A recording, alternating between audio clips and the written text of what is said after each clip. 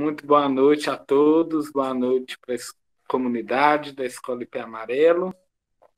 É com grande alegria que a gente vem apresentar a nossa nova tutora, a tutora Cláudia Hertz, que é uma pessoa que tem uma trilha bastante grande, uma trilha bastante profunda dentro do caminho da pedagogia Waldorf, e que esteve conosco na Semana Santa, em vários encontros com os professores, né, nos organizando, nos preparando, nos incentivando, nos inspirando, né, e chegou com uma força muito agregadora, muito positiva.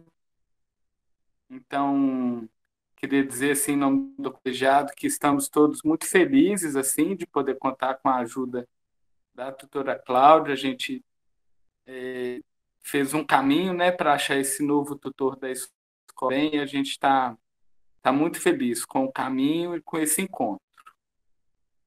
Então, tem uma trajetória muito bonita, né? Foi junto ao convite, né, essa trajetória dela, e, e é isso. Querida professora Cláudia, seja muito bem-vinda à nossa comunidade. Esteja à vontade para nos presentear aí sua participação com o seu saber aí, compartilhar conosco o que você vem aí nos presentear. Boa noite. Boa noite, queridos. Obrigada, Tomás, pela recepção. Fiquei muito feliz. Eu também estou muito feliz com esse encontro, de encontrar uma comunidade tão bonita, pessoas tão dedicadas e se dedicando às crianças, né? Que isso é importante, que é a geração do futuro. Então, eu estou muito feliz também de poder estar junto com vocês. Também estou aprendendo. Tá bom, boa noite então, queridos. Estou muito feliz de estar com vocês hoje. Queria abrir com um poema, né? Que é o poema da Cora Coralina. Chama-se Saber. Vocês estão me ouvindo bem? Tá. Não sei se a vida é curta ou longa demais para nós, mas sei que nada do que vivemos tem sentido se não tocamos o coração das pessoas. Muitas vezes, basta ser o colo que acolhe, o braço que envolve, a palavra que conforta, o silêncio que respeita, a alegria que contagia, a lágrima que corre, o olhar que acaricia, o desejo que sacia, o amor que promove. E isso não é coisa de outro mundo. É o que dá sentido à vida. É o que faz com que ela não seja nem curta nem longa demais, mas que seja intensa, verdadeira, pura enquanto durar. Então, nós vamos falar um pouquinho sobre a trimembração, mas antes eu gostaria de conversar um pouquinho com vocês como pais. Eu não conheço ainda a comunidade, não sei o que como vocês pensam, se todo mundo já está por dentro, um pouquinho pelo menos, da antroposofia, da pedagogia Waldorf, mas eu vou arriscar e conversar um pouquinho com vocês. Então, a Escola Waldorf, muitos já devem saber, ela foi criada numa época de muitas incertezas, no meio de um caos social e econômico também, como esse, mais ou menos, que nós estamos vivendo agora, né? Hoje, nessa pandemia. Só que talvez até pior, né? Porque era uma guerra, né? Então, eu ouvi dizer que na história há ritmos que se repetem, mais ou menos de 100 em 100 anos. E a criação da primeira escola Waldorf, muitos devem saber, foi em 1919, né? Já está fazendo 102 anos. Então, já passou, já parece que tem essa repetição mesmo, né? E aí cabe a nós, como pais e professores, darmos mais um impulso, renovar esse impulso do Rudolf Steiner, né? Porque agora já faz 100 anos e tem que ser renovado, né? Então, e foi nesse ano de 1919, depois da Primeira Guerra, que o mundo estava, assim, totalmente destruído, com muitos mortos, feridos, mutilados, né? Havia também avanços da física de Einstein, avanços da matemática, que derrubavam as visões cartesianas e newtonianas, e com isso, a visão da realidade também estava sendo destruída. Então, estava muito caótico naquela época, né? E havia medo e falta de confiança. E sempre que isso ocorre, o ser humano reage de maneira egoísta, né?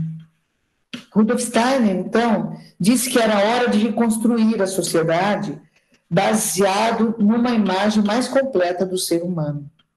Construir uma educação, uma economia, uma política baseada no ser humano completo, para que não ocorressem mais guerras. Ele já estava prevendo que poderiam acontecer mais guerras e mais graves ainda, né? Assim, ele trouxe esse modelo da trimembração social.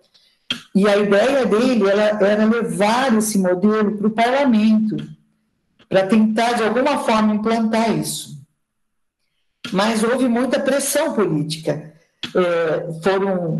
E as pessoas que iam apresentar isso no parlamento acabaram ficando com receio, né? Não tiveram coragem de fazer, né?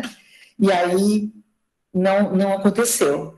Rudolf Steiner fez muitas palestras naquela época, divulgando a trimembração social, porque ele achava que era uma forma de melhorar a sociedade, né? E como nada aconteceu, foi como ele disse, logo veio a Segunda Guerra, e que foi também muito ruim, né? E numa dessas palestras, ele foi convidado para fazer numa fábrica de cigarros, a Waldorf Astoria, e ele falou para os operários, ele falou sobre a trimembração.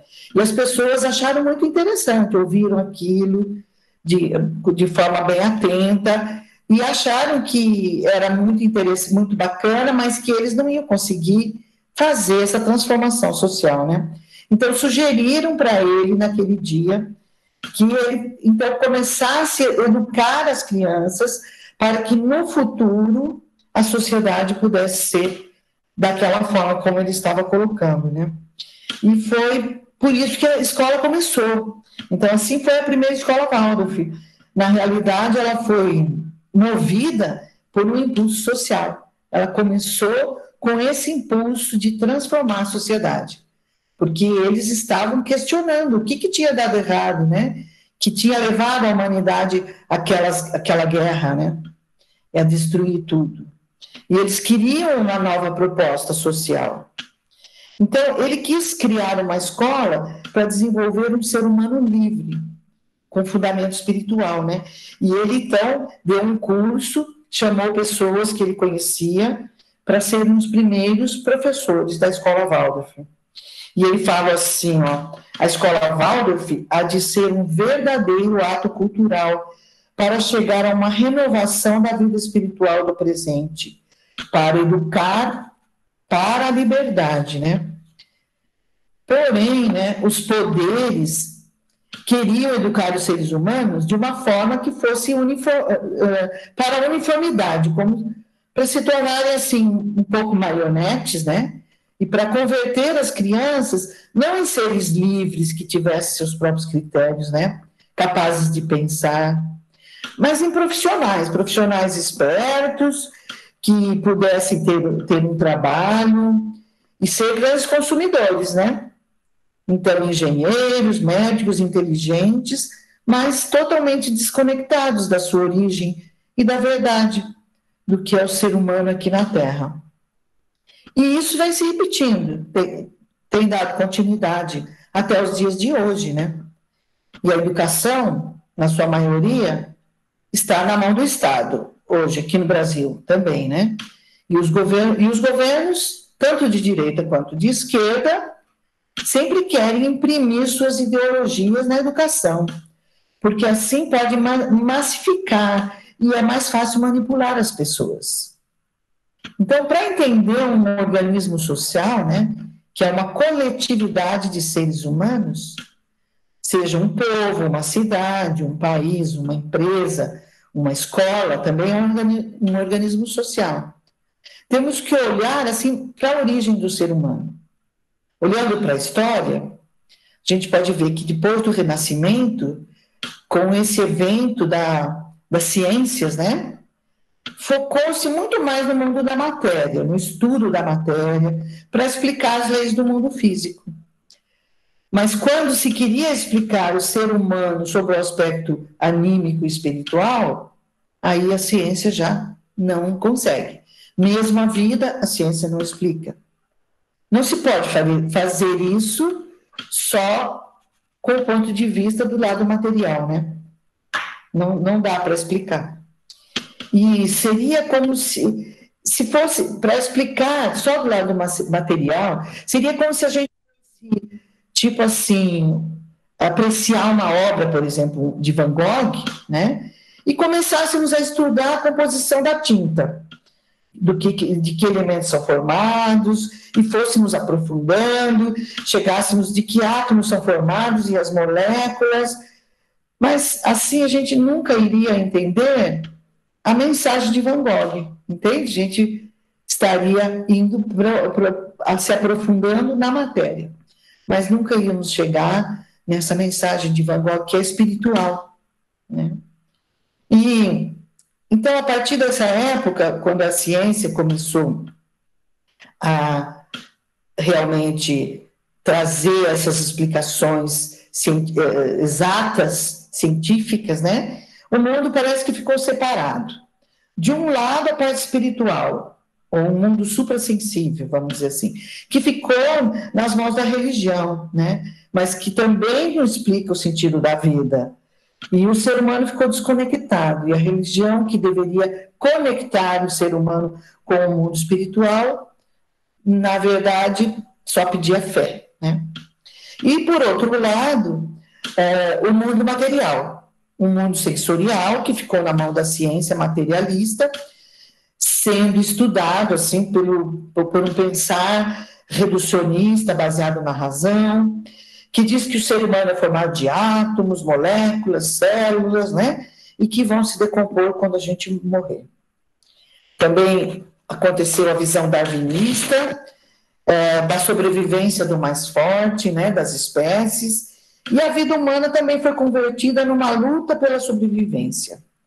E essa visão também logo passou para a economia, trazendo um modelo econômico totalmente egoísta, onde há um mercado totalmente livre, impera a lei da oferta e da procura, da demanda, da competência, né? As universidades ficaram cada vez mais especializadas, e isso não nos permite ser um ser humano completo, como foi, por exemplo, Leonardo da Vinci, Galileu. Naquela época, eles tinham uma formação geral, eles tinham realmente uma sabedoria, eles conheciam de todas as ciências, sabiam fazer as coisas, né? E hoje, parece que nós deixamos isso, né? Não se pode deixar o universal pelas especialidades. Vemos, então, que a educação precisa resgatar, precisa recuperar as humanidades, né? Não se pode explicar o global a partir só do material. Não podemos explicar o ser humano a partir das células e dos genes só, né? E esse modelo econômico que viemos chegando gradativamente, estamos nele hoje, né? Nos levou ao mundo de hoje, onde existem 7.500 milhões de habitantes, dos quais 3 mil milhões vivem na pobreza, sendo que destes, 1.000 milhões vivem abaixo da pobreza, sem saneamento, sem acesso à água potável, muitos passando fome. Isso é uma tragédia. E ainda se a gente pensar que desses 7.000 milhões não sabem o sentido de suas vidas, passam pela vida, vivem para sobreviver, vamos dizer assim. E a gente sabe que os países mais ricos, a primeira causa de morte é o suicídio. Isso muitas vezes até é ocultado, não sai muito na mídia, né?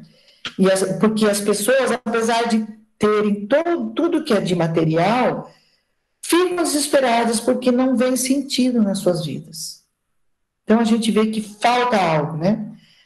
Hoje, muitos pais colocam seus filhos na escola para que eles se preparem bem, para aprenderem matemática, ciência, gramática, e quando sair, poderem se adaptar ao mundo, encontrar um trabalho, ganhar dinheiro para suprir suas necessidades, e, se possível, se for possível, até conseguir riquezas. Tudo bem, isso tem a sua importância, mas não é educar. Né? Não é educar. Na verdade, a pergunta é por que nós seguimos perpetuando esse modelo educativo que nos trouxe numa situação bem difícil como nós estamos hoje, né? Por que queremos uma escola que dê um bom nível de matemática, ciência, gramática? E por que não uma escola que forme pessoas boas, éticas, que respeitem os outros, que respeitem a terra e os animais? Né? Por que não procuramos isso também? Né? Se a gente continuar nesse modelo, vamos seguir tendo problemas graves, cada vez mais graves, e permitindo também que a gente continue sendo manipulado, né? Que as pessoas sejam manipuladas. Então, o Rudolf Steiner ele resolveu criar uma escola com um propósito mais sanador, para curar uma sociedade enferma. E a única solução é o ser humano voltar a se conectar com a sua origem, com a sua essência, com a sua dimensão espiritual, para realizar a sua tarefa de vida na Terra em harmonia com a natureza. E para isso não adianta só uma inteligência racional, não é suficiente. Nós precisamos desenvolver outros aspectos do ser humano, né? A educação ela não pode ser massiva, porque cada ser humano é único e diferente dos outros. Então, nós não podemos educar todos iguais, né?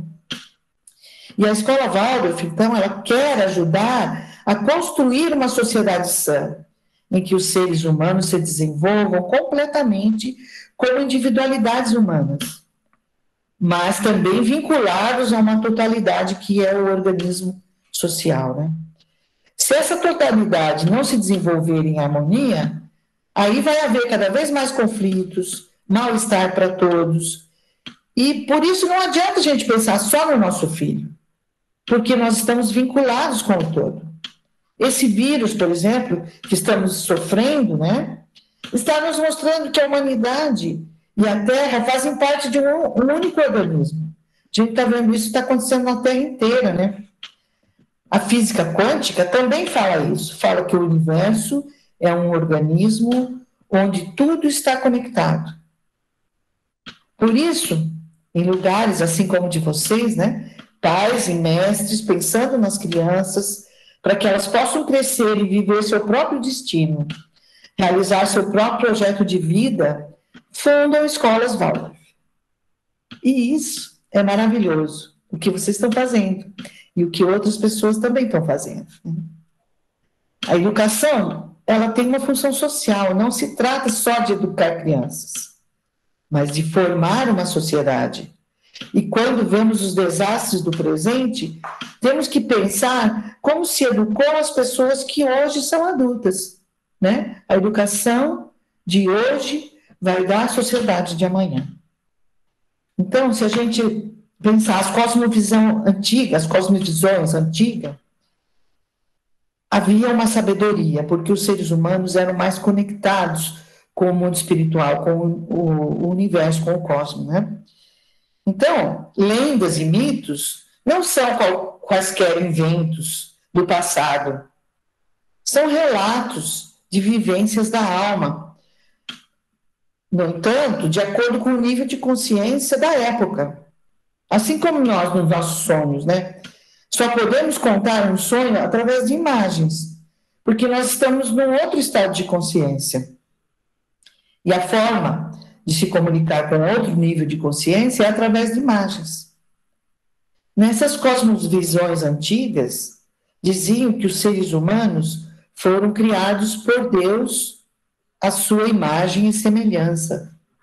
Né? Eu estava falando com os professores na semana passada. E o que é um Deus, né?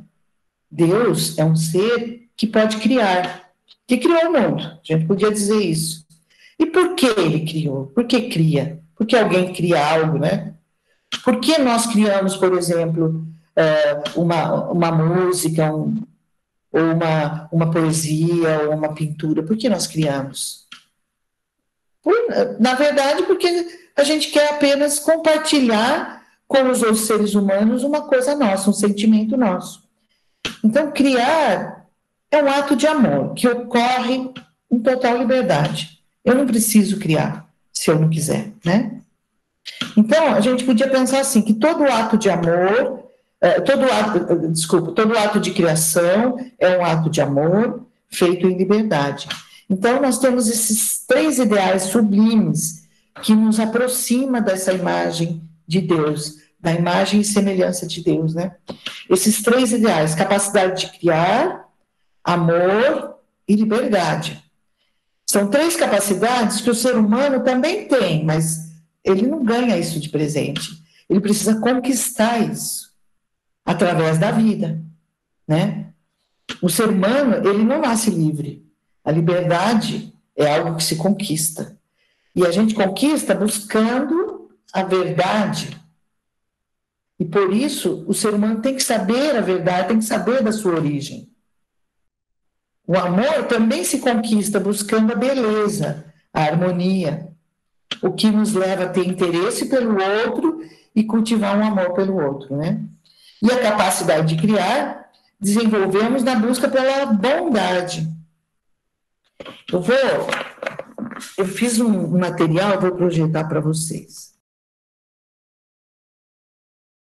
Os ideais sublimes que nós, como seres humanos, almejamos chegar. Vamos ver se vai agora o outro. Então, pela educação do pensar, através da busca da verdade, da busca pela verdade, nós podemos chegar nesse ideal sublime da liberdade. Através da educação do sentir e pela busca da beleza, da harmonia, né? Com isso nós vamos chegar no interesse pelo outro e assim chegar na capacidade de amor, de amar alguém, né? E pela educação da vontade, através da busca da bondade, mas é uma bondade, não é essa bondade de que, assim, a pessoa que aguenta tudo, que é boazinha, né? Não é isso. É uma bondade proativa, sabe? Aquela bondade de, por exemplo, se existe um problema, a pessoa chega e fala, como eu posso ajudar? O que eu posso fazer para ajudar? Se a escola está com problema, o que eu posso fazer para ajudar? Se uma pessoa está com problema, o que eu posso fazer para ajudar? Isso é uma coisa rara, porque, em geral, as pessoas falam, olha, alguém tem que fazer, alguém tem que ajudar, né? Mas as pessoas não se colocam assim, o que eu posso fazer para ajudar, né? Então, é esse tipo de bondade, a bondade proativa, que tem ligada com a vontade. E aí nós podemos chegar nessa capacidade de criar, né? Vocês estão reparando que aí estão os lemas que o Rudolf Steiner traz para o primeiro, segundo e terceiro setênio? Ele traz que no primeiro setênio, a criança tem que sentir o mundo é bom, então a criança vai perceber a bondade. No segundo setênio, a criança tem que perceber o mundo é belo. E no terceiro setênio, a criança tem que chegar, o mundo é verdadeiro, né? Então, esses são os ideais que nós temos nos 3 setênios, né? Então, tudo bem, parece tão simples, né? Por que o ser humano, então, não se desenvolve natural e já não chega nesses ideais sublimes que nós podemos alcançar, né? Então, não chega porque existe o mal no mundo. E porque o mal não está só no mundo, também está dentro de nós mesmos. Existem entidades do mal que inspiram o mal nas pessoas, né? Forças de oposição que vão contra esses ideais sublimes. por exemplo, no âmbito do pensar, nós temos a mentira e a dúvida, que confunde o pensar. E aí a pessoa não vai conseguir chegar nessa verdade, entendeu? No âmbito do sentir, nós temos o ódio e o poder, que vai obscurecer o nosso sentido. A gente não vai perceber a beleza e a harmonia para chegar na capacidade de amar. E no âmbito da vontade, nós temos o medo, que paralisa a nossa vontade. E com isso a gente não vai conseguir chegar na capacidade de criar. Vou parar um pouquinho aqui e daqui a pouco eu começo novamente. Então, acho que isso daí era a ideia, né? E por isso... não vou passar mais um. Aí agora é só voltar aqui, né? Cadê minha professora? É só voltar. Mesmo jeitinho. E compartilhar, né?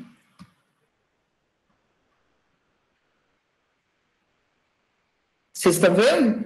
Estamos vendo. Agora, para mudar o slide, como é que eu faço? Acho que você continuar indo como você estava indo, ele vai mudar. Tá. Aí, mudou. Mudou. Então, porque por isso há essa imagem aí, né, que a gente conhece bastante na Escola Waldorf. A imagem de Micael, que luta contra o dragão, e é um dragão de 3 cabeças, porque essas cabeças são a mentira e a dúvida, essa que impede o nosso pensar, né? O ódio e o poder, que impede o nosso sentir, e o medo, que impede o nosso agir, a nossa força de vontade. E o cavaleiro, que luta com o dragão, ele é, na verdade, o eu. E a princesa é, na verdade, a nossa alma. Então, é uma luta que ocorre dentro de cada um de nós, né? Então, nessa luta, quando a gente consegue vencer esse dragão, né, se a gente consegue vencer essa luta, a gente vai liberar o desenvolvimento do pensar, do sentir e do querer. É isso que simboliza essa imagem, né? Então, é um combate que nós fazemos a nível pessoal. Cada eu precisa fazer essa luta individualmente. Então, agora eu vou seguir aqui. Tá aí. Então, a Escola Waldorf, então, ela prepara a criança para ser um ser livre, criativo, capaz de amar, né? Então, a liberdade, a capacidade de criar e a capacidade de amar. E também, além disso, ainda se torna uma oportunidade de desenvolvimento para os adultos.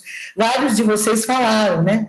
Nós estamos na escola, eu e minha filha. Realmente, é verdade.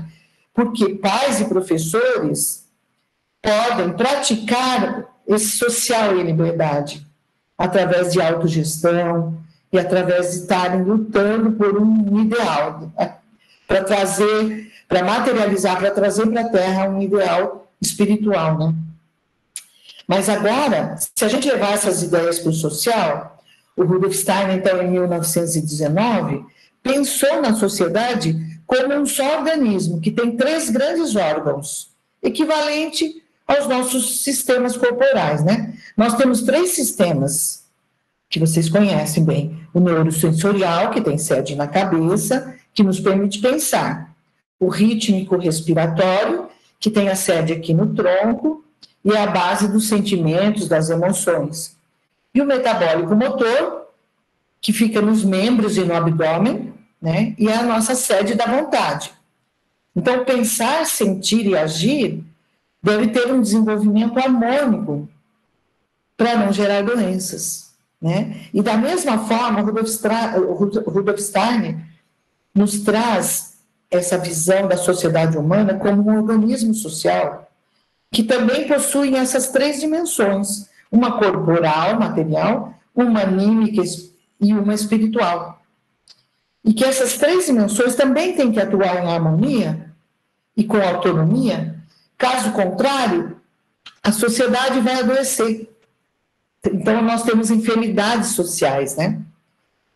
Então, quando vamos tratar de um organismo social, como, por exemplo, como eu disse, um povo, pode ser um povo, uma cidade, um país, uma empresa, um banco, uma escola, qualquer organismo social, né, e que queremos atender, temos que fazer isso, olhar para esse organismo em 3 pontos de vista diferentes.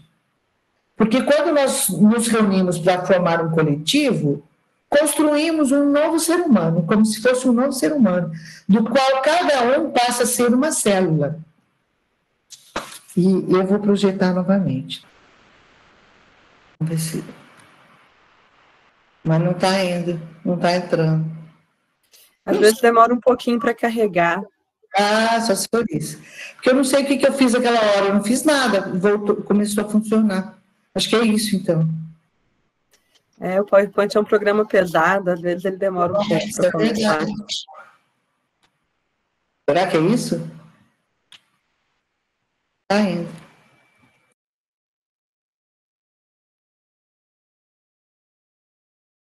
Não foi. Vamos lá. Quer que eu comece de novo? Parei.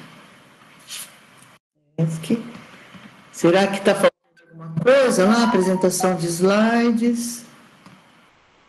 Apresentar numa janela. Ok. Está tudo ok, parece.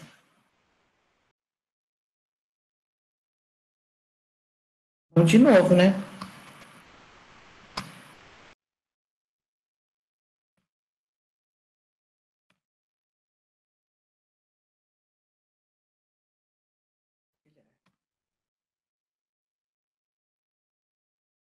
Está indo?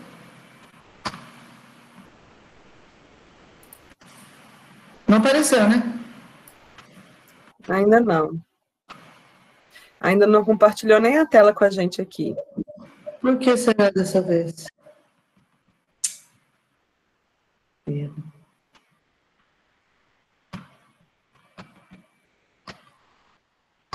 que eu vi, está tudo certo aqui. Agora eu clico. Ah, agora sim. Estava bobeando aqui. Compartilhou?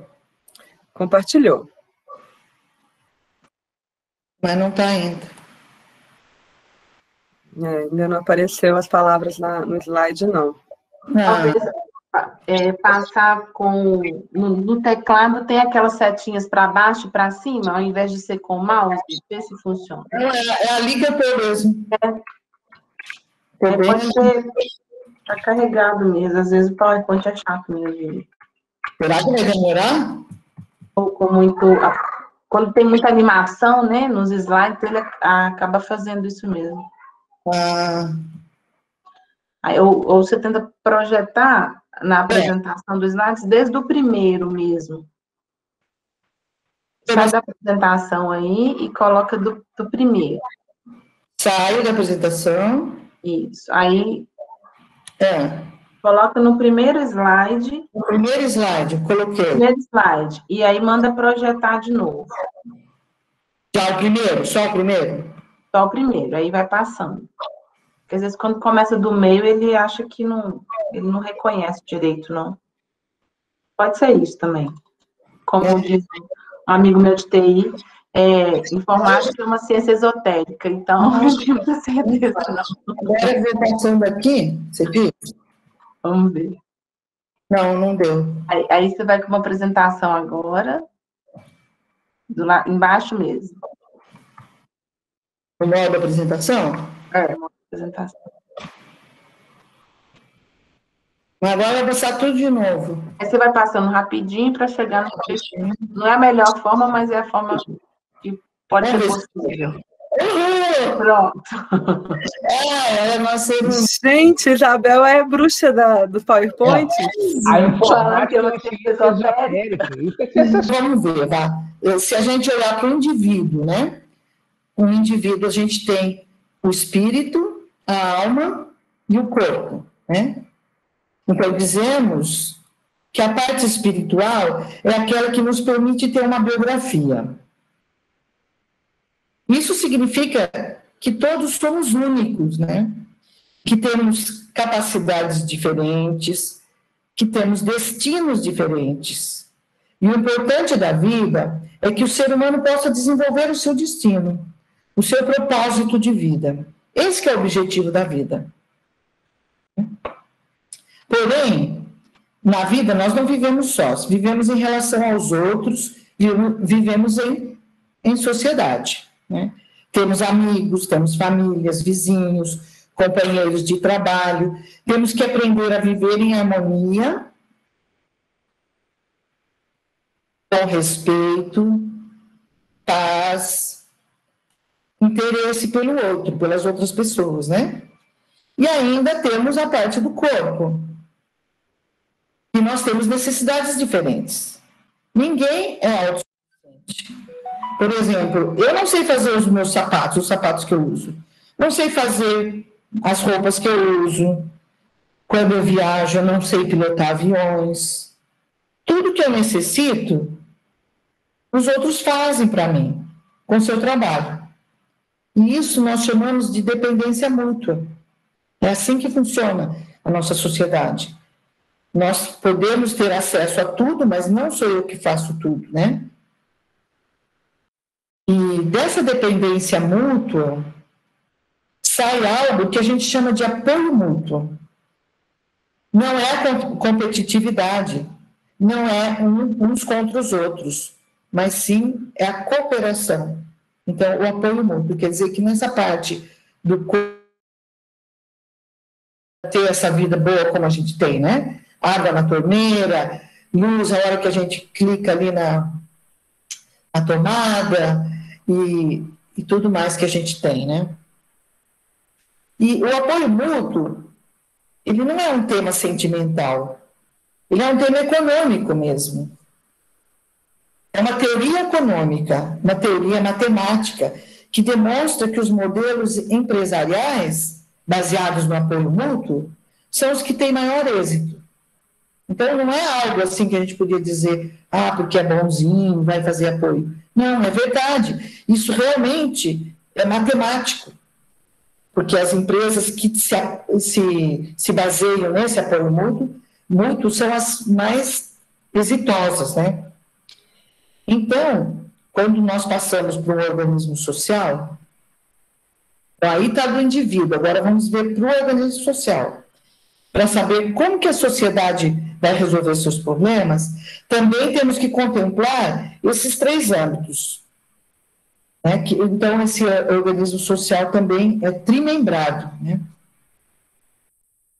Então, nós temos o setor cultural e educacional, que inclui a educação, as ciências, a religião, as artes, a saúde, o crescimento pessoal, tudo que tem a ver com o espírito, né? Temos também um outro setor agora, que é o político-jurídico, e tudo é relacionado agora com a alma, né? Com as relações, né? Para a gente viver bem, para a gente conseguir regular as relações, para que exista paz e tudo mais, para que o desenvolvimento de cada um não atrapalhe o desenvolvimento do outro, né?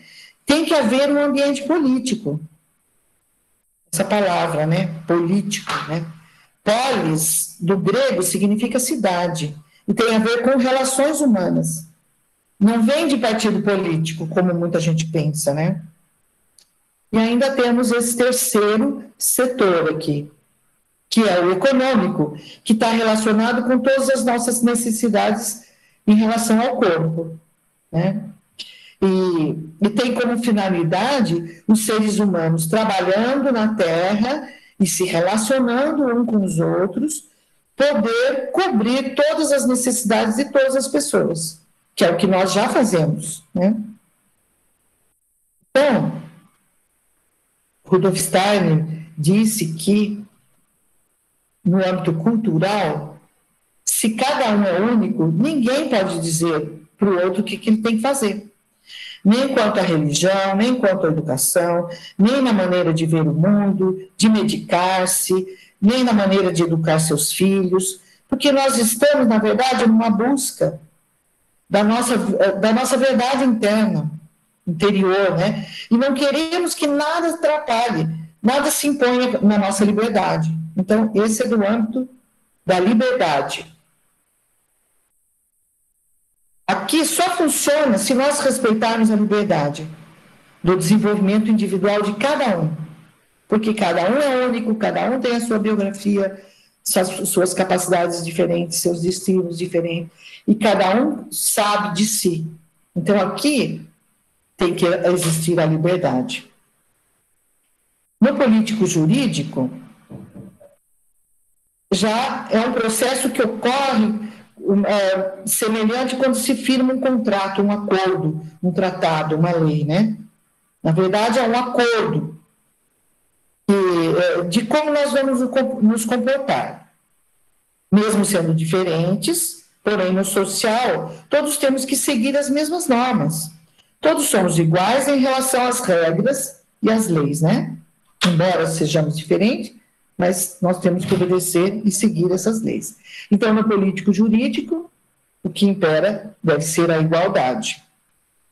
Já no econômico, porque ninguém é o suficiente, como nós mesmos dissemos, né?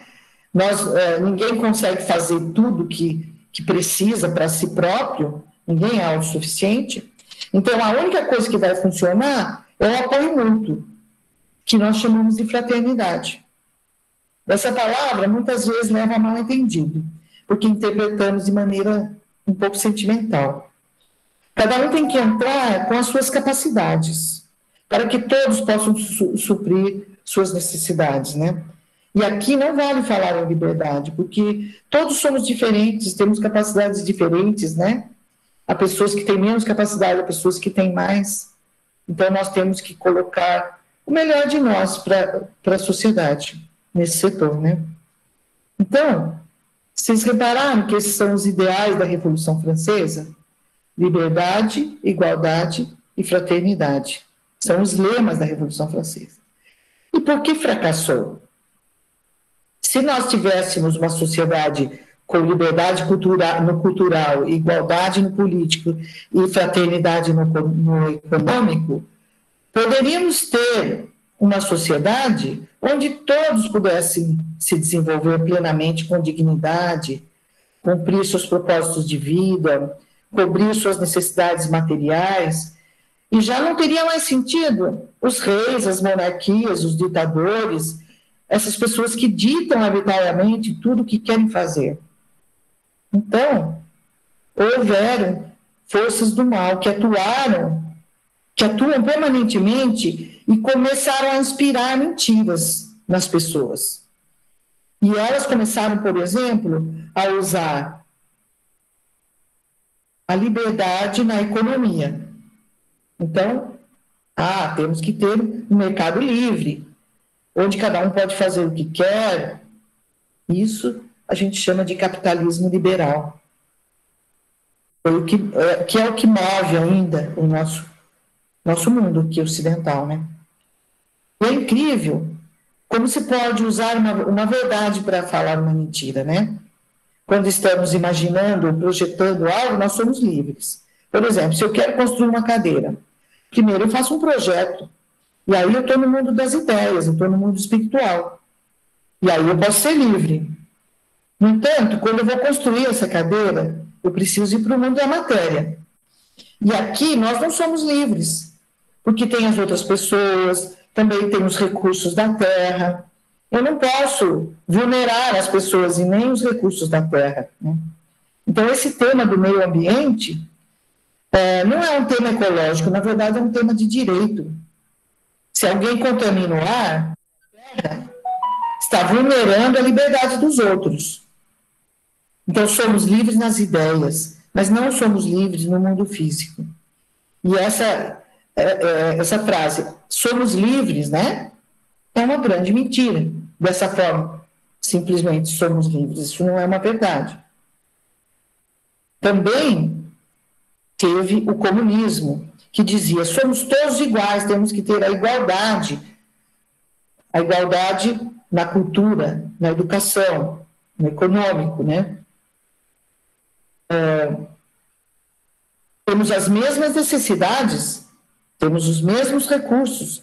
Então, governos de direita e de esquerda tentaram levar o que vai agora? O comunismo. Então, no comunismo, isso não funcionou, porque foi colocada a igualdade no setor econômico, mas também foi colocada a igualdade no setor cultural e educacional.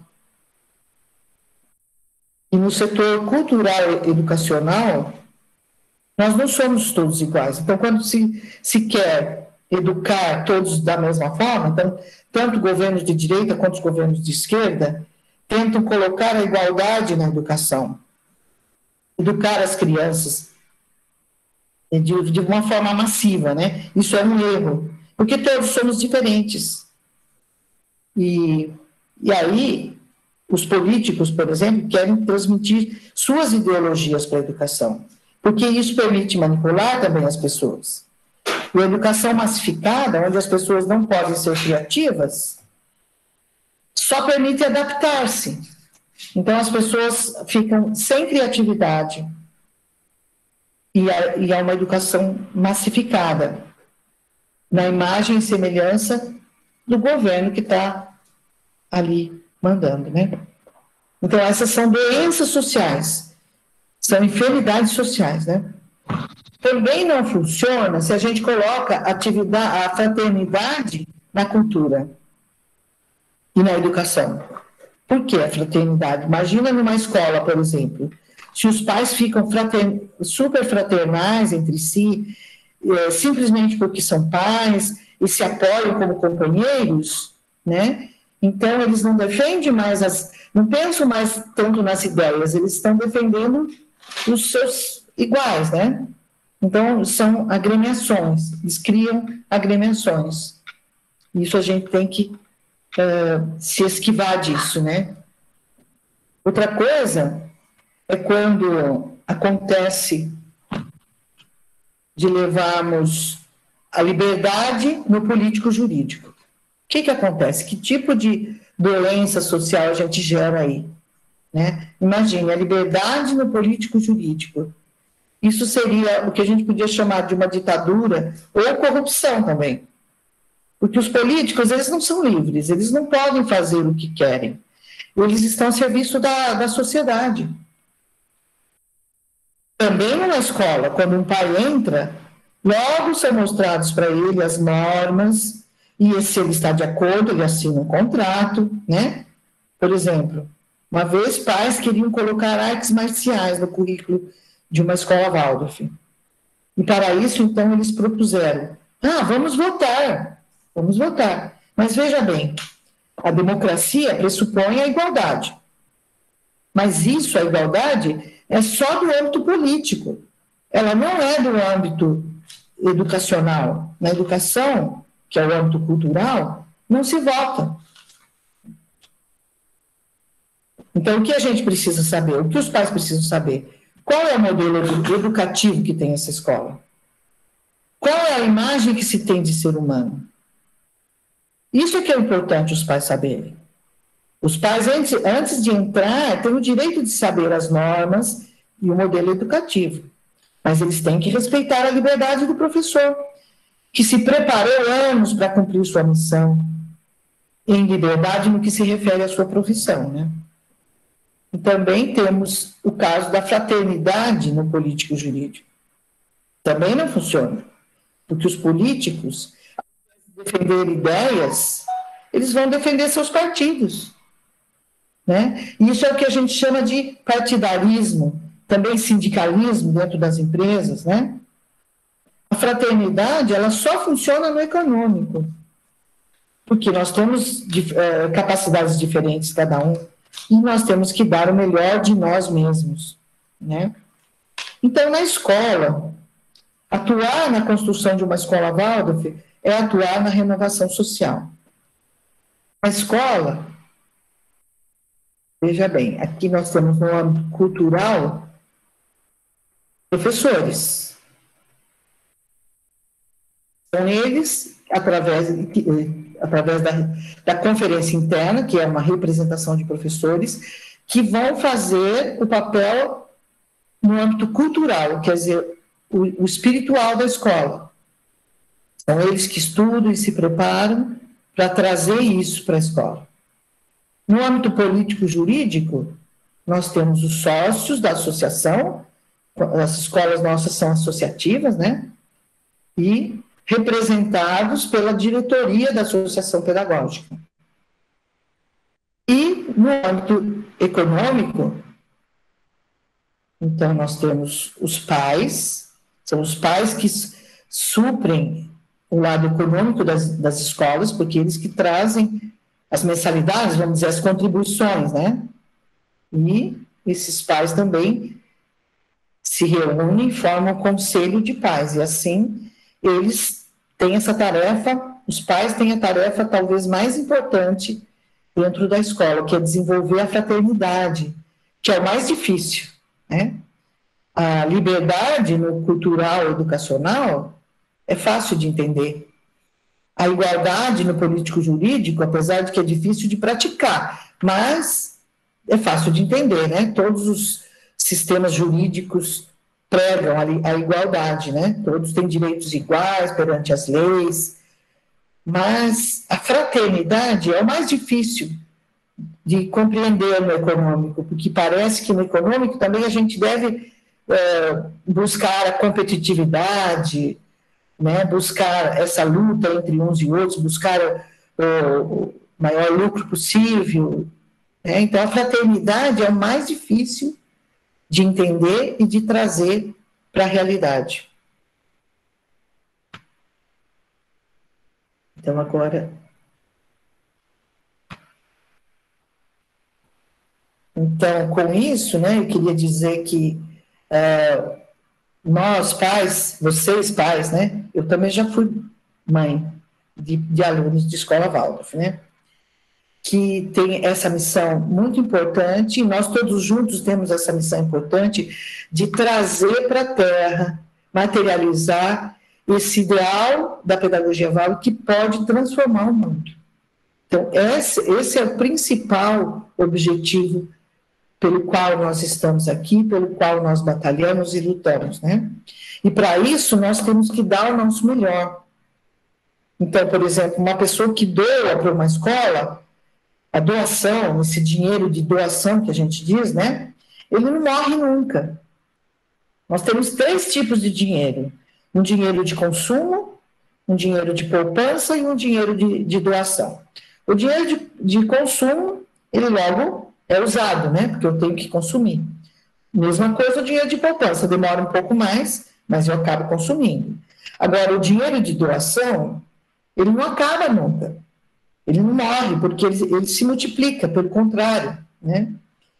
Graças àqueles, por exemplo, que doaram para a primeira escola, milhares de crianças já puderam passar por essa escola e seguiram multiplicando a vida, né, ali.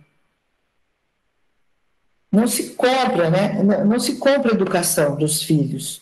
O espiritual não pode ser comprado, porque não pode ser quantificado. Não poderíamos, por exemplo, pagar a Rudolf Steiner por tudo que ele nos deu. Então, porque ele trouxe uma ideia, né? E uma ideia, ela é impagável. Muito nos foi dado também do passado. Nós recebemos muito do passado. Nós só conseguimos chegar no que nós temos hoje com o que nós recebemos do passado, né? E para pagar isso, para pagar esse compromisso, nós temos que oferecer o melhor de nós para o mundo. Para pagar essa dívida que nós temos com o passado, nós temos que dar o melhor de nós para o futuro, né? E pensar que nós temos que trazer para o outro conforme o dom que nós recebemos. Então, nós temos que servirmos uns aos outros, cada um conforme o dom que recebeu. Então, era isso que eu queria trazer para vocês hoje. Desculpem aí as dificuldades com a tecnologia, que nós estamos aprendendo ainda, né?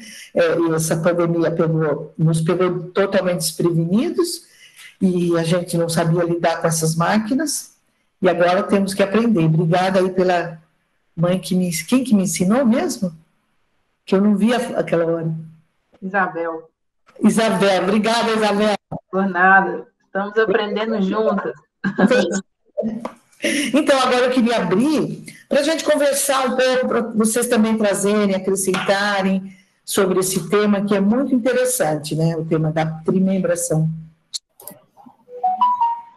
Gente, para ficar organizado, não sei se todo mundo está conseguindo ver, tem um botão de levantar a mão. Aí quem quiser falar pode levantar a mão, que aí a gente organiza a abertura dos microfones.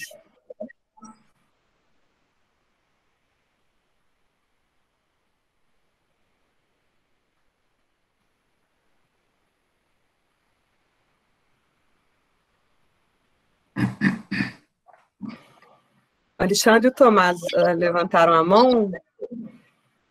Acho que vamos em ordem alfabética. Vamos lá, Alexandre. Eu passar para o professor Tomás. Cláudio, uma gratidão aí a oportunidade de a gente rever esse conteúdo e tal. Na minha vivência aí de pesquisando, quando eu ouço essa informação novamente, né, eu vi lá há alguns anos, quando a primeira vez, eu sigo descobrindo, cada vez que eu ouço, eu sigo descobrindo um pouco mais sobre essa trimembração.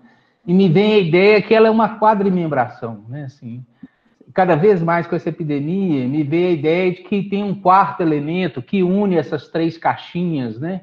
E que mistura todo mundo nas três dimensões, né? A gente sabe disso no pensar, sentir e querer, nos três ciclos, né? Que o ser humano está sempre ali, né? Então, os professores também estão trazendo as suas contribuições, no caso da escola, né? Os professores são pagantes hoje, né? Como pais e mães, né? Então, assim, eles também contribuem na fraternidade econômica, né? E os pais e mães, como crianças que já foram, também atuam na sua liberdade, né? De falar e de complementar a educação, ainda mais na epidemia agora, né? Que eles tiveram que aprender, estamos aprendendo ainda esse amor mágico dos professores de Jardineiras Valdas para nossas crianças.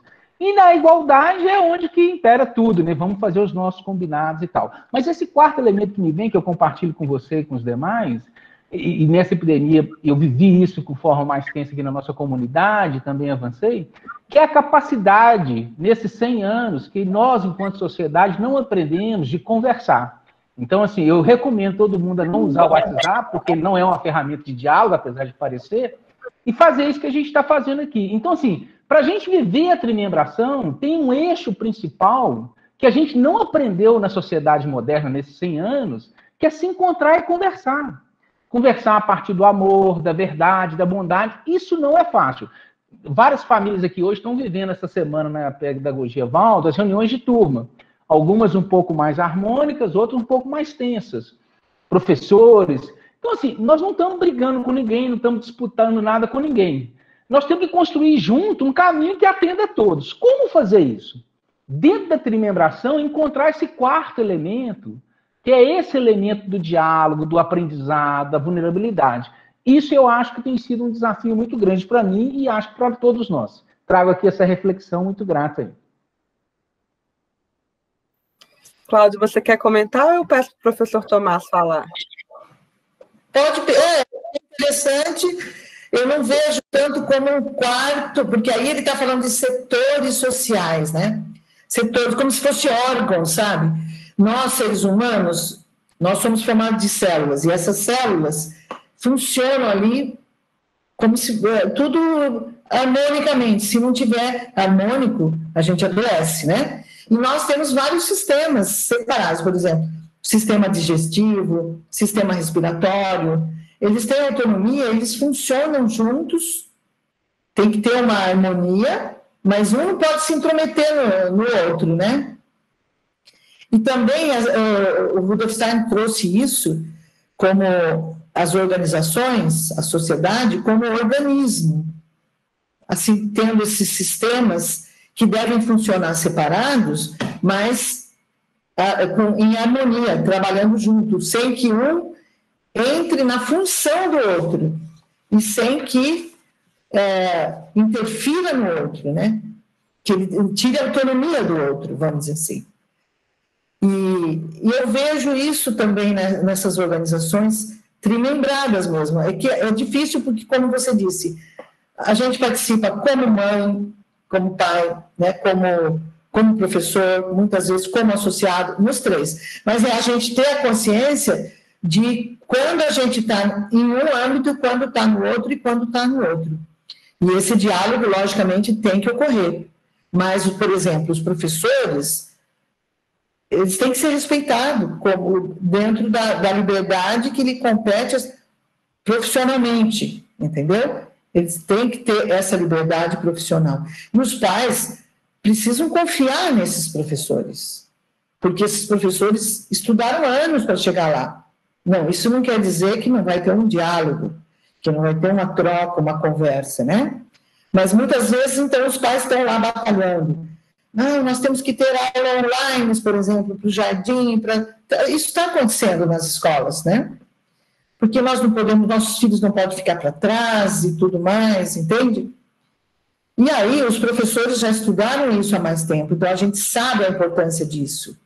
Porque nós queremos resgatar o que tem de humano no ser humano, trazer o que tem de humano, e a gente sabe a consequência disso, que é muito grave, e que a gente já está vendo, por exemplo, nos Estados Unidos, e não só lá, esses meninos, esses rapazes, adolescentes que ficam na máquina o dia inteiro, e o que está resultando? Então, um desequilíbrio, assim, estrondoso, né, que a gente vê essas coisas toda semana, tem casos lá nos Estados Unidos. A gente não fica sabendo de todos. A semana retrasada mesmo, a gente já ficou sabendo de um, né, que meninos que vão matar, pegam em armas e matam, pessoas totalmente desequilibradas e desumanizadas. Então, a gente sabe o quanto a máquina é um caminho sem volta, porque para nós que somos adultos é difícil, a gente luta, vamos falar a verdade, que é difícil, tem uma hora que você fala, não, deixa eu largar esse negócio, porque senão esse negócio vai me tomar conta de mim, né? Então, a gente não pode se deixar levar pela máquina, e nós somos adultos. Imagine as crianças, se a gente deixa essa porta aberta para as crianças. E aí, no caso, a gente sabe a importância de não abrir essa porta, não deixar que isso seja escancarado, porque depois não tem volta, é um caminho sem volta.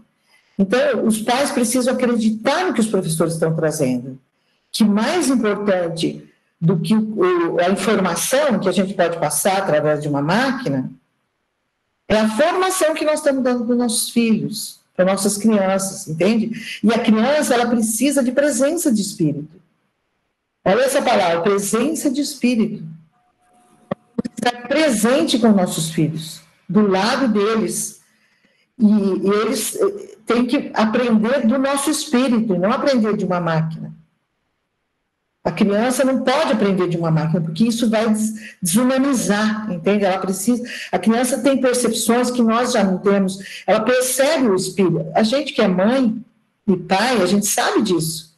Às vezes acontece quando a gente vai sair, quando tem criança pequena, eu me lembro, a gente punha tudo na cama para sair, porque vinha alguém para tomar conta, e a criança parece que adivinhava que a gente ia sair, né? E não dormia. Porque ela percebe a gente, ela sente a gente, né? E agora a gente falou do medo, né? O medo é uma das coisas que mais está pegando também nessa época de pandemia, porque as pessoas estão com medo do que está acontecendo, né? Medo de morrer por essa doença, medo de perder tudo que já fez, muitas empresas falindo, perder o emprego, né? Medo de como a gente vai sobreviver depois dessa crise econômica que está aparecendo por aí pela frente, né? E esse medo nós não podemos passar para nossas crianças, entende? Então, eu estava contando para os professores que um colega nosso estava contando que ele contava uma história sempre para a filha dele, a mesma história, porque ela sempre queria aquela. É uma história, um conto de fadas, né? Que fala o homem que não tinha medo, uma coisa assim, não sei se vocês conhecem. E é uma história assim meio tenebrosa, porque tem os enforcados, ele chega num lugar tem pessoas enforcadas, tem um outro lugar aparece pessoas para ele só o tronco da pessoa. Então, tem umas imagens muito fortes essa história, né?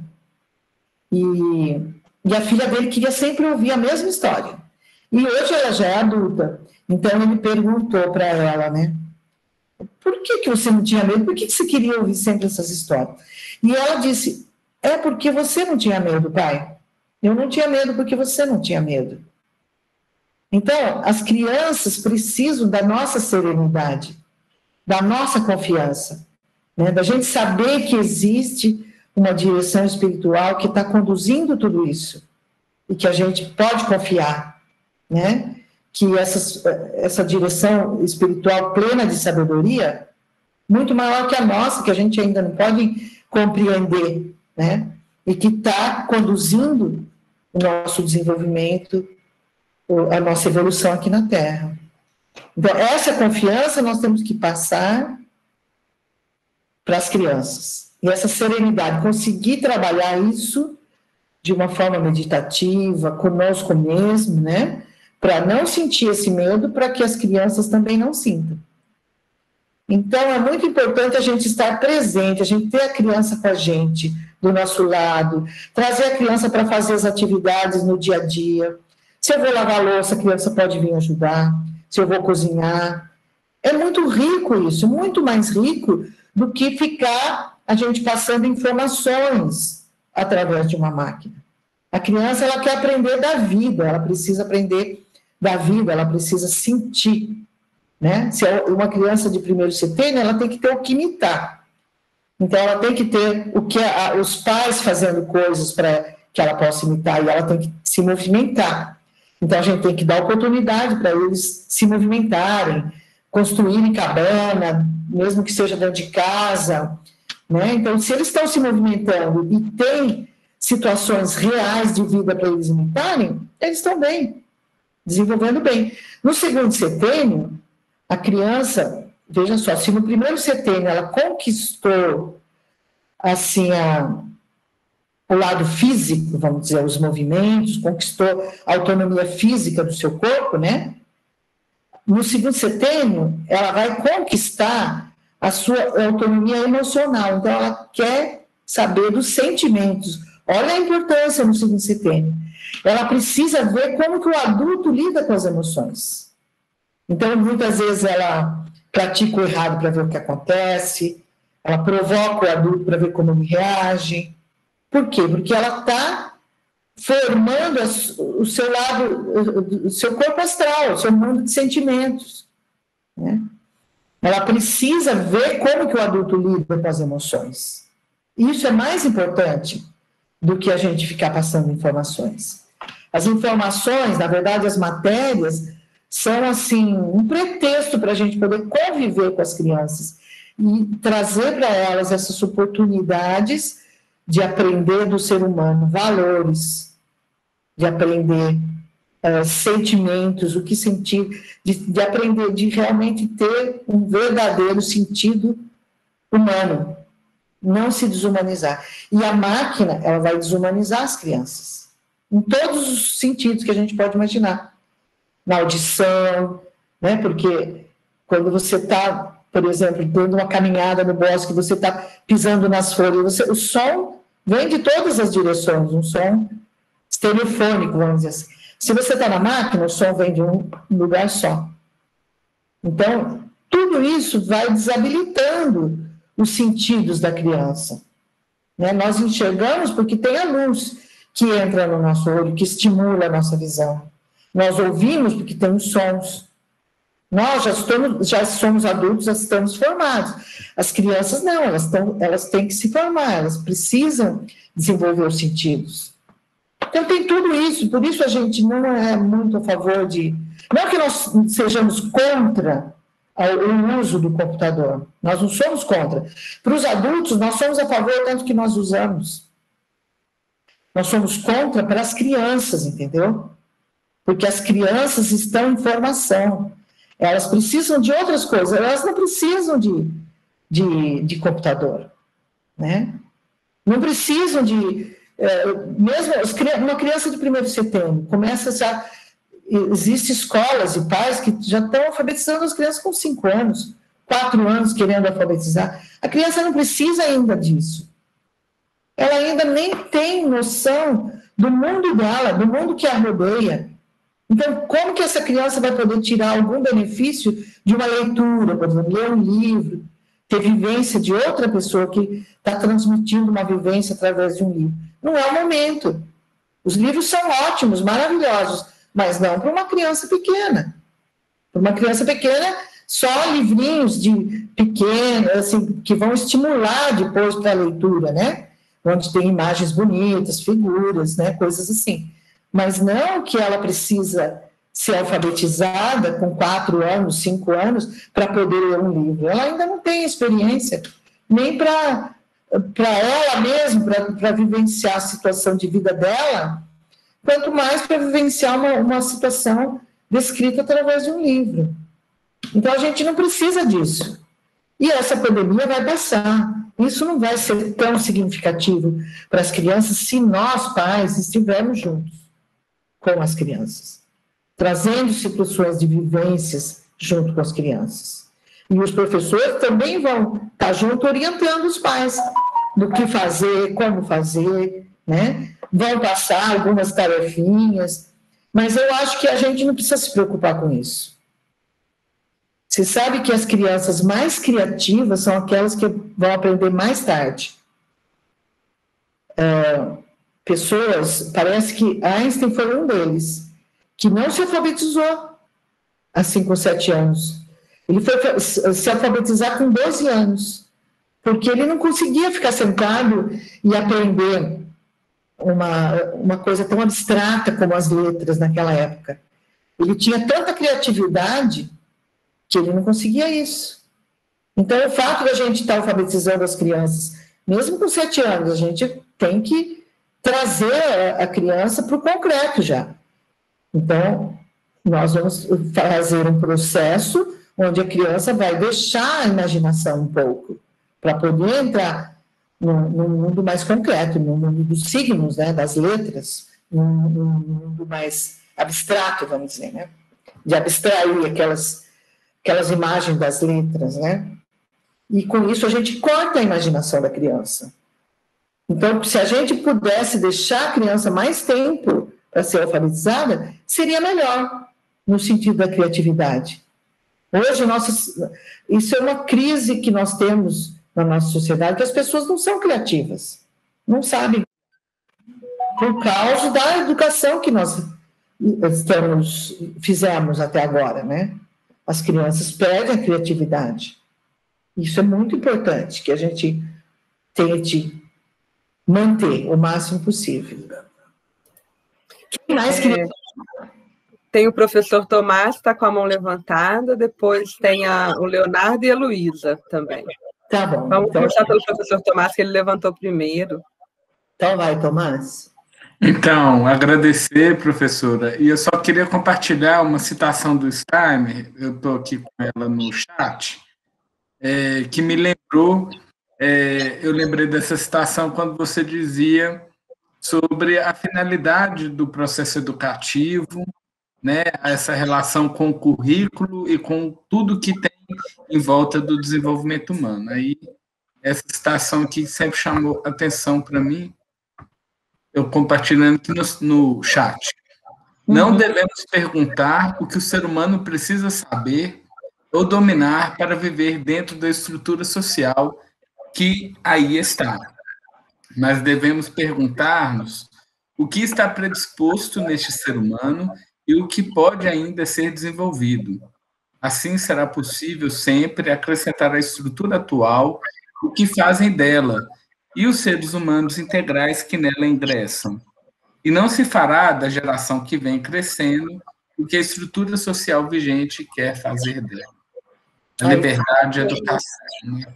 Isso é maravilhoso, porque o que acontece muitas vezes é que a gente se sente engrenagem de uma máquina, não é verdade? Então, nada novo pode ser colocado. Então, nós não temos que perguntar o que o jovem precisa aprender para se encaixar na sociedade. Ele não... ao contrário, nós temos que desenvolver na criança tudo que ela traz de potencial para ser desenvolvido, todas as suas capacidades, para que depois ela possa trazer isso para a sociedade e transformar a sociedade. Né? É o contrário. Então, nós não temos que moldar a criança para se encaixar na sociedade. Nós não queremos educar crianças para se adaptar à sociedade.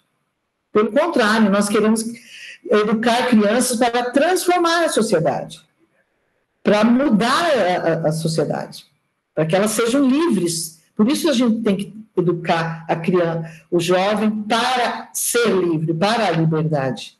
Isso não quer dizer educar com liberdade, né? Educar para a liberdade. Essa citação do Steiner é muito linda, muito, muito verdadeira, né? Tem a Janaína, a Luísa e... Agora, a moça, eu não sei, está como Leonardo aqui. Se a gente for manter a ordem alfabética, vai ser a Janaína, porque eu não sei o nome da moça que está como Leonardo. Então vai, Janaína. Oi, Cláudia.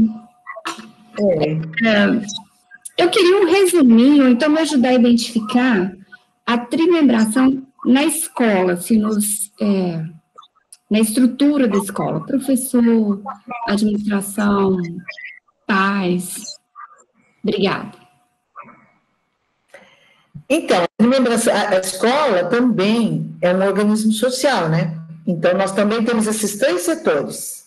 A gente pode pensar no corpo, a parte material, a parte anímica e a parte espiritual. Então, dentro da escola, quem faz a parte espiritual? Principalmente, mas não é só. Estou falando assim como de uma forma geral. É o pedagógico, que é regido pelos professores, certo? Mas é o pedagógico. O ideal que tem ali, o que está por trás, quais as ideias que estão por trás. Então, esse é o espiritual, é o que vive, é o modelo educativo que está ali. A imagem que nós temos de ser humano, quem é o ser humano? Por que nós queremos educar esse ser humano? O que é educar, né? Então, isso é o espiritual dentro da escola. E está principalmente na mão dos professores. Mas claro que os pais também estão... Todo mundo está em tudo, na verdade, né? Então, essa é a parte espiritual. Aí temos a parte anímica. O que seria a parte anímica? Seriam as relações. Como que nós vamos regularizar essas relações para que a gente possa ter paz, para que a gente possa ter harmonia, possa fazer as coisas juntas, como o Alexandre falou, né? Nós queremos construir juntos. Temos o mesmo ideal, nós estamos juntos. Mas, para isso, nós temos que ter alguns contratos, vamos dizer assim, umas combinações de como nós vamos nos comportar, né? Então, nós temos a associação, que tem que responder também perante a sociedade, a diretoria de ensino. Então, tem esse lado, que é a associação mantenedora e a parte associativa da escola, né? E temos a parte física, corporal, vamos dizer, material, né? Quem vai suprir essa parte material? Então, principalmente são os pais, que trazem os recursos, né? Numa espécie de uma doação, vamos dizer, através das mensalidades, é como se fosse uma doação que os pais, como sócios desse organismo, trazem mensalmente para poder manter a escola, para poder remunerar os professores, os funcionários, para poder comprar tudo mais que está ali. Então, essa é uma estrutura, né? Essa estrutura, então, cada um desses setores, eles têm que trabalhar com autonomia, porém, com harmonia com os outros, em harmonia, né? Mas com autonomia. Um não pode intrometer no âmbito do outro, mas eu digo um setor, não estou falando tanto de pessoas. É que eu coloquei ali as pessoas, porque principalmente são os pais que trabalham nesse setor, entende? E no espiritual, principalmente, são os professores. Mas os pais se organizam através de comissões, não é verdade? Para poder dar conta de todo o trabalho que tem para fazer. Então, tem comissão de várias comissões de trabalho, que vocês conhecem muito bem, de comunicação, de construção, comissões de tudo qualquer coisa, né? Para poder trabalhar juntos, para poder ter um bom resultado. Não sei se respondi a sua pergunta, se era isso, Janaína, que você estava questionando, né? Então, são essas 3 estruturas que nós temos. Muitas vezes a gente participa de todas, mas a gente sabe que essas estruturas, por exemplo, eu como professor, eu tenho que participar também da administração da escola. Eu tenho que participar de alguma forma, em alguma comissão, entende? Eu tenho que participar. Isso é muito importante para que seja viva a pedagogia. Mas existem pessoas que não. Alguns estão só num setor. E quando a gente está trabalhando em cada um desses segmentos, desses setores, a gente vai tratar das questões, por exemplo, se eu estou tratando de questões pedagógicas, por exemplo, a conferência interna, a reunião de professores. Então, ali vai se decidir questões pedagógicas. Né? Eu não vou decidir ali, nesse setor, questões de outros âmbitos, porque existem também essas reuniões onde a gente reúne os 3 setores, que a gente chama do tripé, né? Reuniões de tripé, porque aí vai ter representante desses 3 setores, e juntos nós vamos traçar as prioridades, as metas. Então, todas essas coisas importantes, esses direcionamentos importantes, são traçados no tripé. Depois, é claro que problemas pedagógicos vão ser resolvidos no pedagógico, que são os professores. Também é claro que problemas econômicos da escola vão ser resolvidos no Conselho de Pais e na mantenedora também, através da mantenedora. Então, aí tem essas comissões que vão trabalhar nesses setores todos. Agora é o Leonardo. Eu creio que seja Luísa na frente, porque meu nome é Marilu. Eu tô com outro nome, mas é Marilu. Desculpa, Marilu, eu tô lendo Leonardo aqui. Então vou não tem problema. Tá. Então vai. Luísa?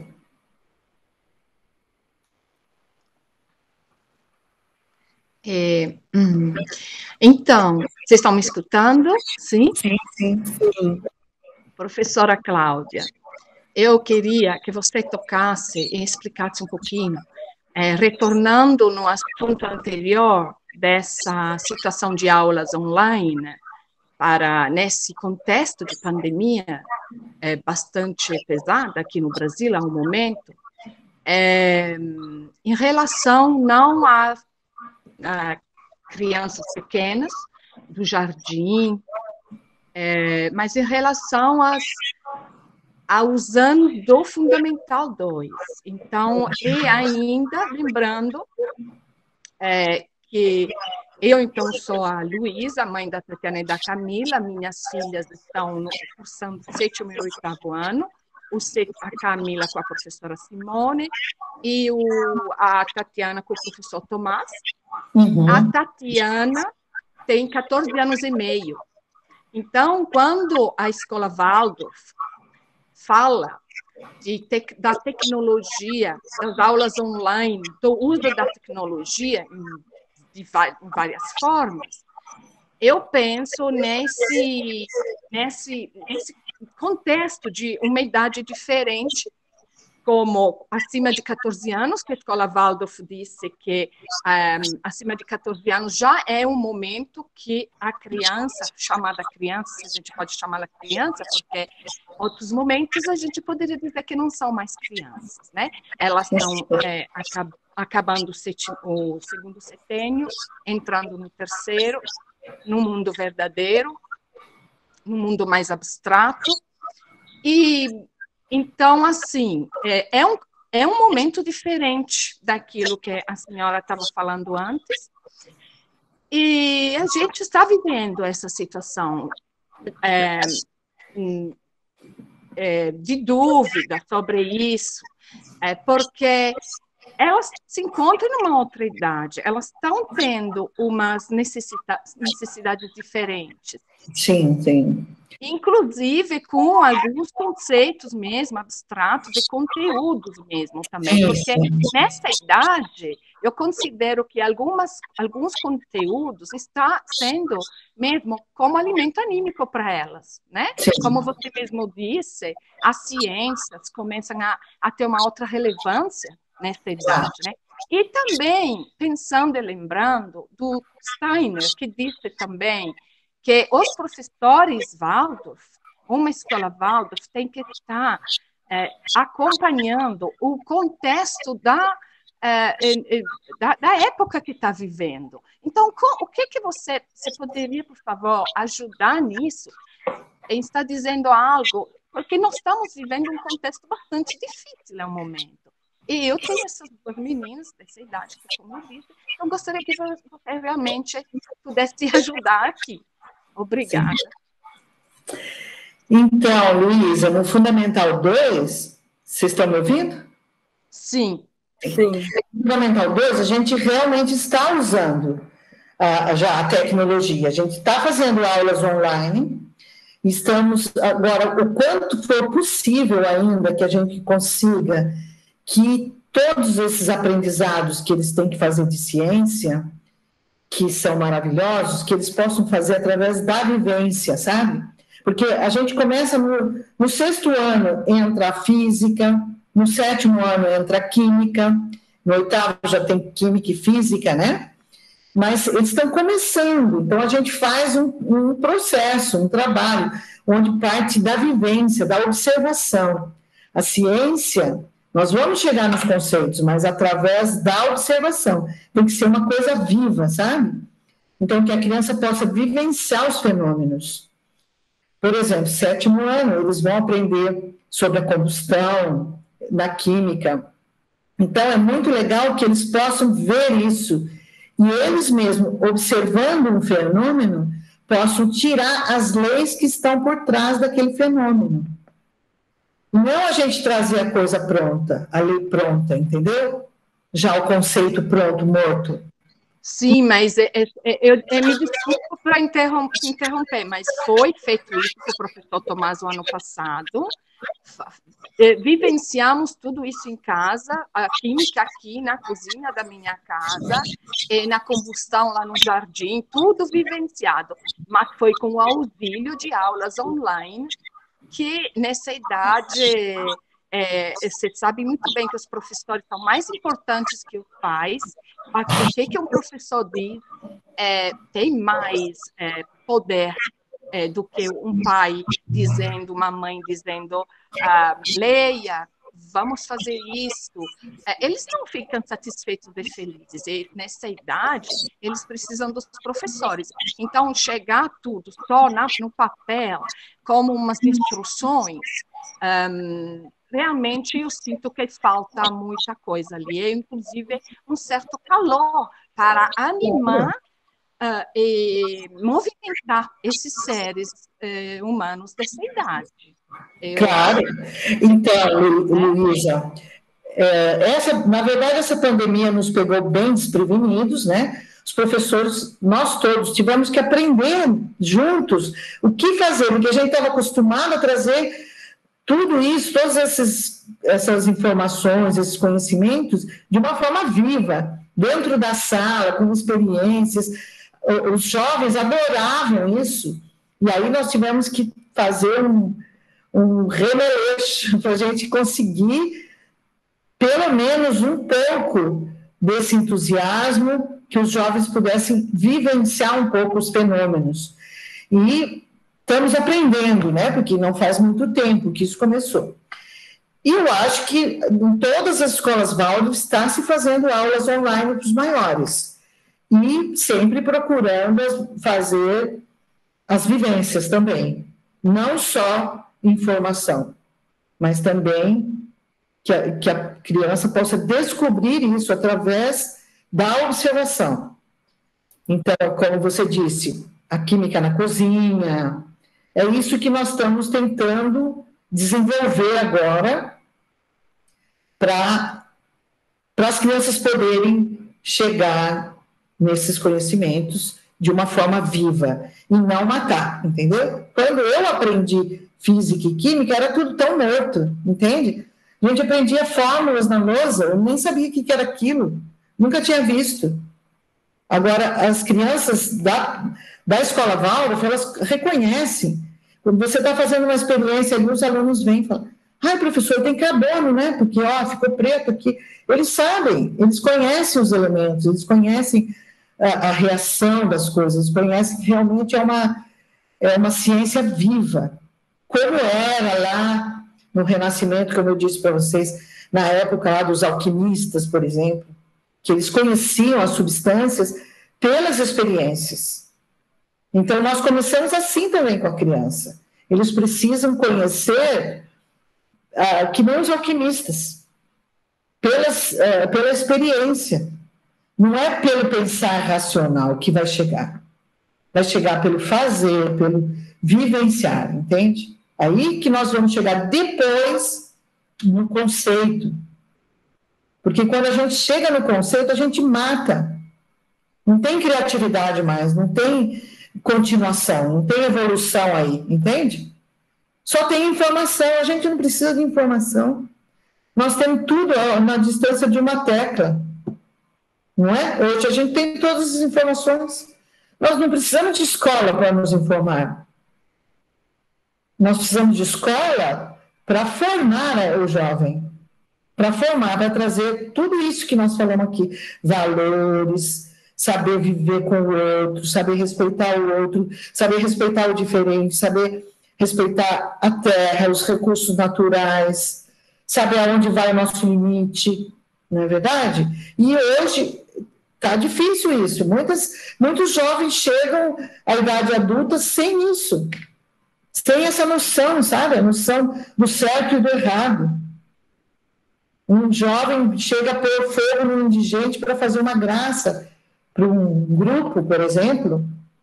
Então, a gente vê como que cresceu esse jovem sem noção, né? Que noção que ele tem de valores de ser humano, de ética, de tudo que a gente pode imaginar, de respeito, que noção que tem. Isso é erro da educação, né? Porque a educação mais importante é o que vem por trás, sabe? É o que a gente traz de moral, de formação de caráter, da formação da personalidade da pessoa.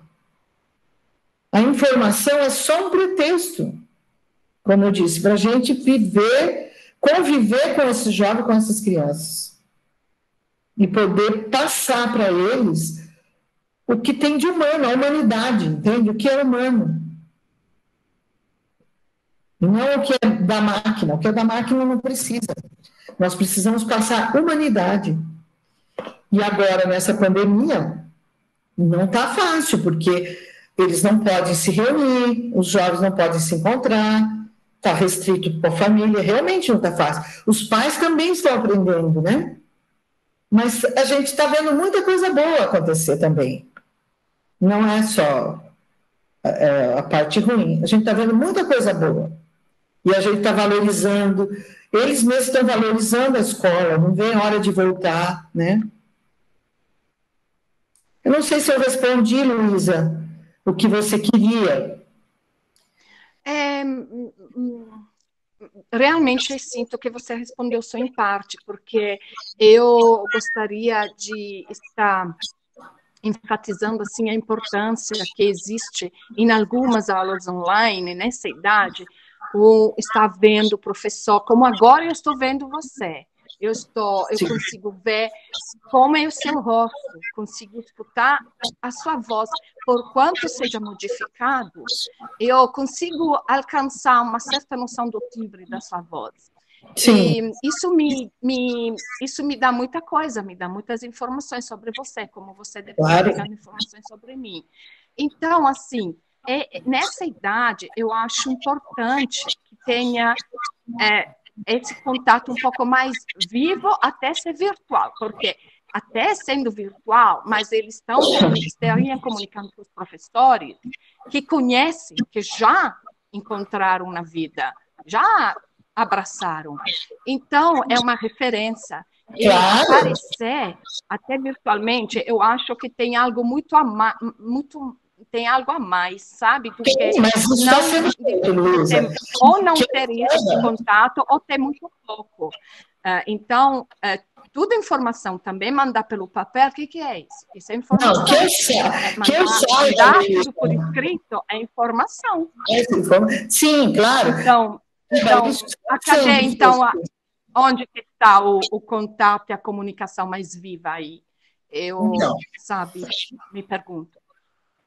Eu acho assim, que eu saiba, isso está sendo feito, as aulas online para o Fundamental 2, está sendo feito, e está sendo direcionado também, como eu disse para você, através das experiências e tudo mais. Eles já têm uma condição que eles podem, um pouco eles podem ganhar isso, como você disse, eu estou te vendo, estou te ouvindo, claro. Agora, vamos pegar o oposto lá, bem distante, para a gente exagerar e sentir a diferença. Uma criança de 2 anos, ela ainda não percebeu nada do mundo, ela não percebeu nada das pessoas, dos seres humanos e nada. Ela está começando a perceber, né? Ela não sabe nem falar ainda direito, então, não sabe pensar ainda, não sabe quem é ela. E ela começar, por exemplo, na máquina, isso daí, ela vai perder muito do que ela poderia ter ao vivo, né, com presença, assim, ao vivo. Então, professora Claudinha, desculpa, mas justamente eu queria trazer essa outra idade de 14, de 14, quase 15, porque é uma situação diferente. Nós não estamos tendo aula online na Pé Amarelo, no 7º e no 8º ano, não estamos tendo. Não estão tendo? Não. Mas aí eu acho, Luísa, que a coisa está mudando, porque, como eu te disse, a pandemia pegou os professores muito desprevenidos. E nós ficamos, assim, com receio até de prejudicar as crianças. Então, em muitas escolas ainda está demorando para fazer, mas já está fazendo. Já está fazendo algumas aulas online. Não tudo, porque não precisa, e é muito importante a gente manter a vivência, entende? É muito importante manter a vivência. Não, é claro, eu também não gostaria que fosse as manhãs inteiras de aula online, mas acho que umas 2 horas por dia, elas merecem. Elas merecem, uma situação difícil. Gente, para a gente manter o nosso compromisso com o horário, né, a gente já passou aqui 15 minutos, tem mais pessoas com a mão levantada.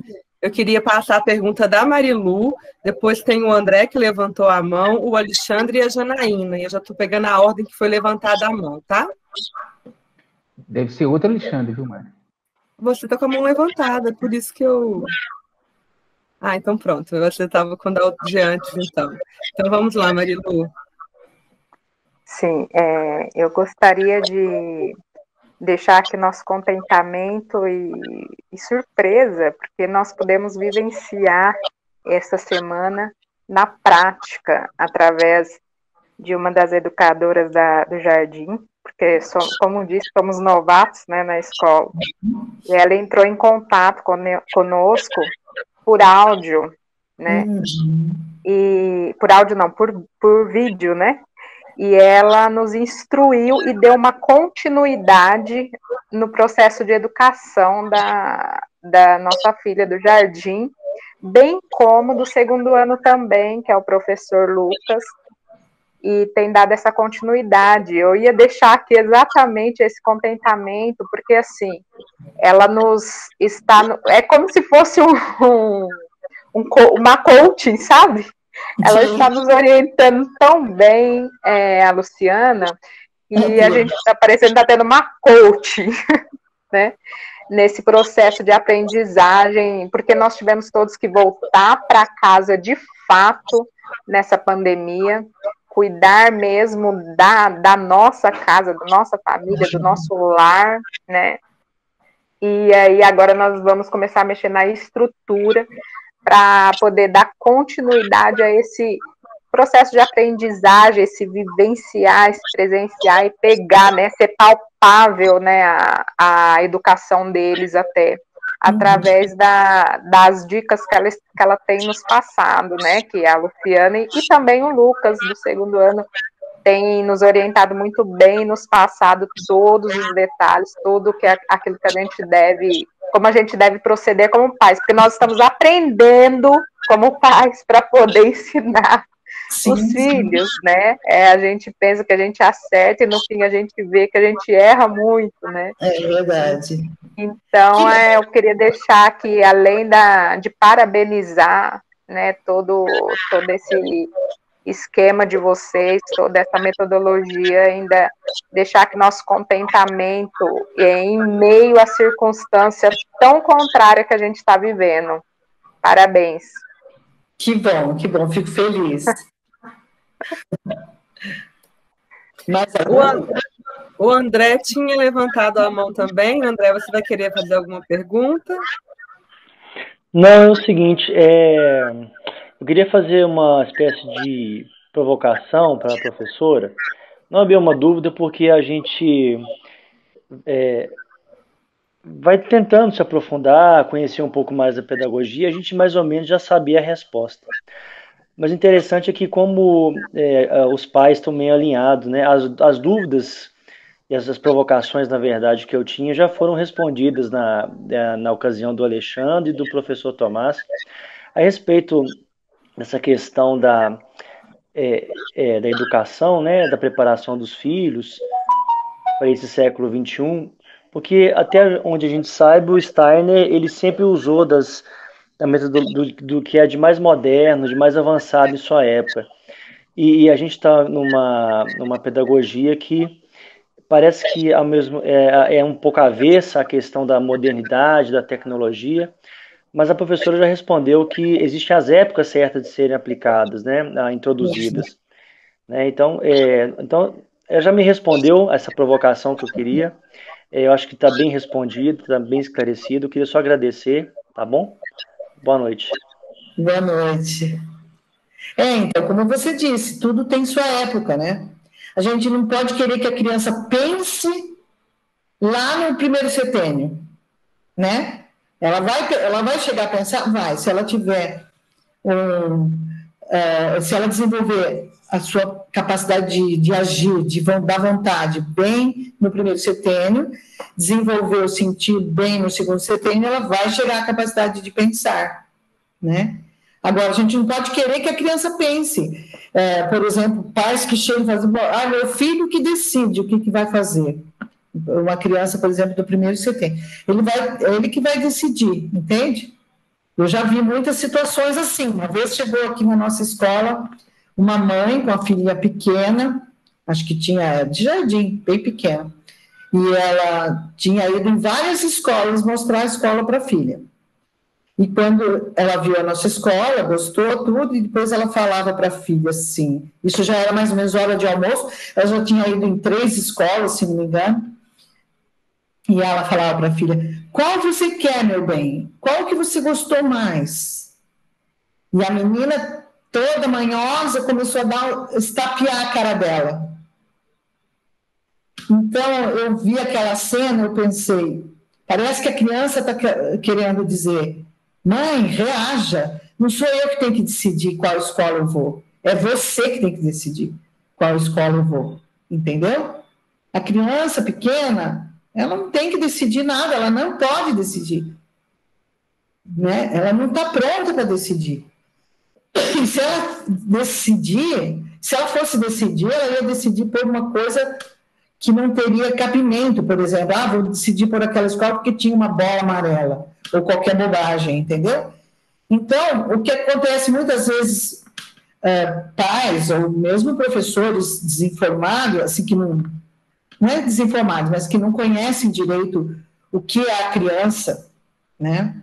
Não estudou a fundo a antropologia da criança para saber qual é a consciência da criança, né? Chegam a exigir da criança coisas que ela não pode naquele momento, que ainda não está pronto nela aquilo, né? E a gente não tem que passar para a criança uma atividade, alguma decisão, alguma coisa que ela ainda não está pronta para fazer. Por isso existem pais e mães e professores, para fazerem por ela aquilo que ela não está pronta para fazer. Então, quem tem que decidir qual escola A menina ia, era a mãe, entende? E não deixar essa decisão para a criança. E a mãe toda psicóloga, viu? A mãe. Toda orgulhosa, falando que a filha dela que escolhia. A minha filha, ela escolhe. Ela tem liberdade, entende? Mas tudo bem, eu acho que ela fez com a maior boa intenção. Só que é uma falta de conhecimento do ser humano e de como o ser humano se desenvolve, né? É achar que a criança pequena é como se fosse um mini adulto, e não é. A consciência da criança pequena não é a mesma. Ela não tem a mesma consciência no primeiro setênio, no segundo e no terceiro. Professora Cláudia, para a gente encerrar, tem só mais uma pergunta da Alice, e aí eu acho que a gente pode encerrar. Tá ok. Pode falar, Alice. Não, eu queria elogiar, né, esse respeito com a criança, porque minha filha veio agora de outra escola, eu tive um sofrimento muito grande em fazer ela assistir aulas desse modelo, de 2h30 de aula, e depois ficar mais 2h30 sozinha ali na mesa fazendo exercício, e em pouco tempo eu já tive um retorno muito positivo desse respeito com ela, respeitando a idade, enfim, para mim está muito positiva essa metodologia. Ah, que bom, Alice. Fico feliz de saber.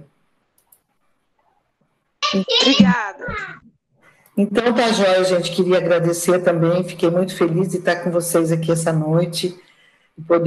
É meio esquisito, realmente. Gostaria muito mais de estar aí presente. Para mim ainda é bastante esquisito, né? Porque eu sou antiga. Mas eu acho que valeu a pena, valeu sim, porque pude interagir um pouquinho com vocês. E talvez eu leia novamente o poema inicial.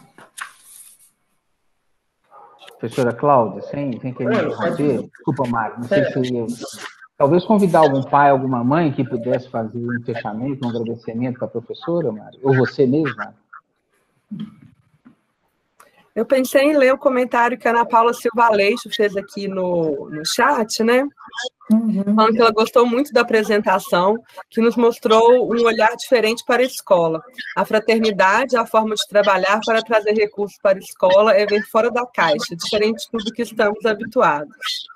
Eu acho que também tem, né, uma visão renovada, por isso sou tão apaixonada por essas ideias, e a pessoa que está como secretaria da escola colocou também, que bonito, a pedagogia Waldorf é qualitativa e não quantitativa, e fez um coração. Eu acho que foram considerações, né, bem singelas e marcantes.